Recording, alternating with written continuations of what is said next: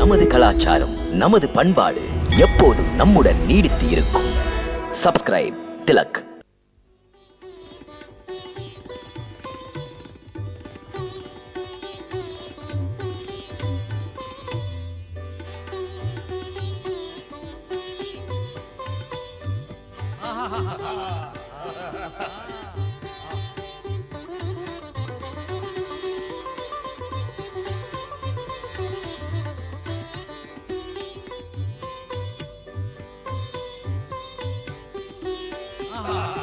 அற்புதம், அற்புதமாக ஆடுகிறார்கள்.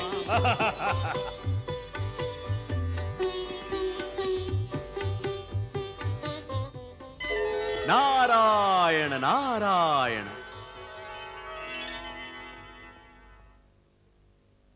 வணக்கம் முனிவரே. சந்தோஷம் பெருக, சல்லாபம் வளர்க. அட, கோலமயில்கள் ஆட்டத்தை நிறுத்தினால் ஆடுங்கள். அமரேந்திரன் ரசிக்க, அழகை புசிக்க. குமரிகள் இப்படி கோபித்துக் கொண்டு சென்றால் மகேந்திரன் பூஜை வேளையில் கரடி புகுந்ததே என்று முனிவன் என்னை தண்டித்து விடுவார். இப்படி சிரிப்பதே அழகுதான். இன்பமும் இசை நயமும் எங்கு நிலவுகிறதோ, ஆனந்தம் குலவுகிறதோ, வாழ்க்கை விருந்தாகிறதோ, களியாட்டங்களை, காட்சி மயக்கங்களை ஒன்று கூடி ரசிக்கிறார்களோ, அது இந்திரபுரி இல்லாமல் வேறு எதுவாக இருக்கும்? இந்த இன்ப நிலைக்கு இங்கே இருப்பவர்களின் ஈடுபாடுதான் முதலீடு இல்லையா மகேந்திரா? ஒப்புதல் தருவாய். இந்திரனின் ஆனந்த மன்றம் இது. சுவையறிந்த ஒற்றர்கள், அரசியல் தூதர்கள் எல்லோரும் மகிழ்ச்சியில், எல்லோரும் மயக்கத்தில் இருப்பது தவறல்ல. நித்ரா தேவிக்கு வேலை இங்குதானே, வேறெங்கே? நல்லதை நினைக்கும் இந்த நாரதன் சொல்லுவது கசப்பாகத்தான் இருக்கும். இந்திரா, எதிரியின் சேனைகள் சரியான நேரத்தில் சொர்க்கத்தை நரகமாக்க போரிட வருகிறார்கள்.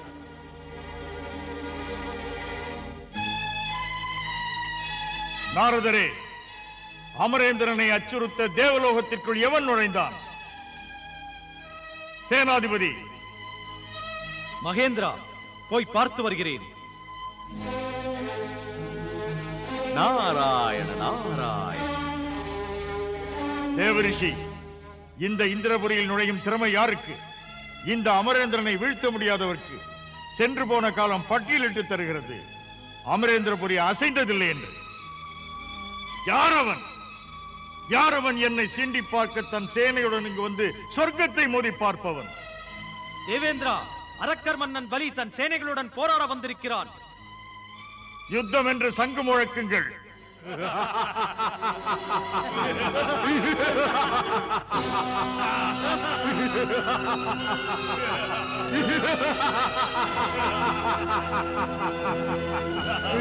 என்ன பலிமன்னா, உன்னை என்னிடம் பலியிட்டுக் கொள்ள அவசரமா? அடிபட்டு மிதிபட்டு ஓடி போகிறீர்கள், ஆனாலும் அத்தனையும் மறந்து திரும்பி வருகிறீர்கள். தேவேந்திரா, பலி வந்து விட்டேன். பதவியிலிருந்து உன்னை இறக்கி விரட்டுவதற்காக.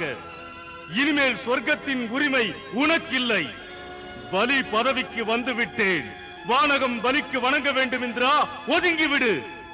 முழு மூடனே, உனக்கு வால் பிடிக்கும் இவர்களை அள்ளிக்கொண்டு பாதாள லோகம் போக நான் வந்திருக்கிறேன். ஆக்கிரமியுங்கள், எதிரடி கொடுங்கள்.